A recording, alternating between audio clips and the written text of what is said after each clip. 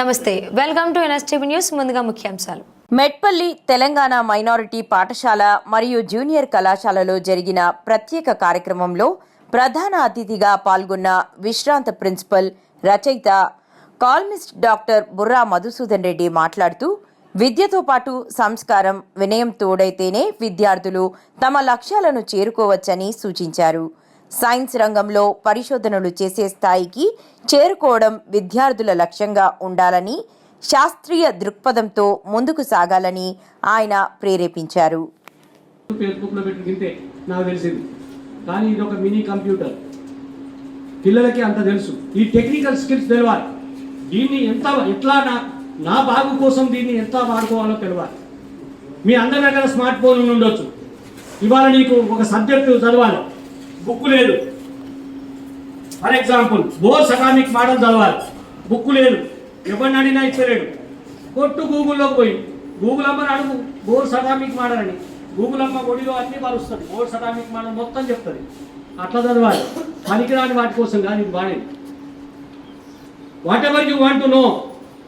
ఇప్పుడు నేను చెప్పినా కదా, why it is like this, why indelible ink will have a everlasting mark on the skin అని కొట్టు, నీకు ఆన్సర్ వస్తుంది గూగుల్లో. అవి కదా అడగాల్సింది. యాంటీ కరప్షన్ బ్యూరో వాళ్ళు ఎందుకు ఏ లిక్విడ్లో పెడితే పింక్ అయిందో అడుగు, వాడు కూడా ఆన్సర్ ఇస్తాడు కదా. తెలియని దాన్ని సార్ చెప్పకపోయినా పర్లేదు. ఇప్పుడు గూగుల్ అమ్మ చెప్తాను కదా. గూగుల్ అమ్మ అంటే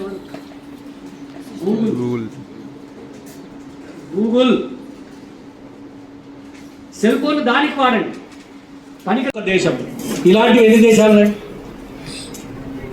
ఇవి తెలుసుకోవాలి. ఐక్యరాజ్య సమితి అంటాం, యునైటెడ్ నేషన్స్. అంటే అన్ని సాధించాలంటే ఒక ఎగ్జాంపుల్ ముందు చెప్పినాక 4 పదాలు చెప్తాం. ఏమిటి?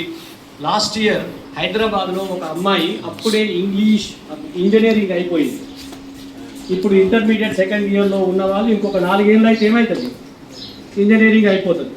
అంటే ఒక 20 ఏళ్ళు కూడా లేని ఒక అమ్మాయి ఇంజనీరింగ్ చేసింది. మనలాగే ఒక పల్లెటూరు నుంచి హైదరాబాద్లో పోయి చదువుకుంది. మామూలు స్కూళ్ళలోనే చదివి వెళ్ళింది. ఇంజనీరింగ్ అయిపోయినాక గూగుల్ వాళ్ళు ఉద్యోగాలకు అప్లై చేయమన్నారు. గూగుల్కు అప్లై చేసింది. అప్లై చేస్తే వాళ్ళు ఒక 8 రకాలైన టెస్టులు పెట్టినారు. ఒక టెస్ట్ పాస్ అయితే 2, రెండవది పాస్ అయిన వాళ్ళకి 3, మూడవది పాస్ అయిన వాళ్ళకు 4, ఇట్లా ఎన్ని పెట్టిర్రు? 8 టెస్టులు పెట్టిర్రు. 8లో పాస్ అయింది చిన్న అమ్మాయి. ఆ అమ్మాయికి ఉద్యోగం ఇచ్చినారు.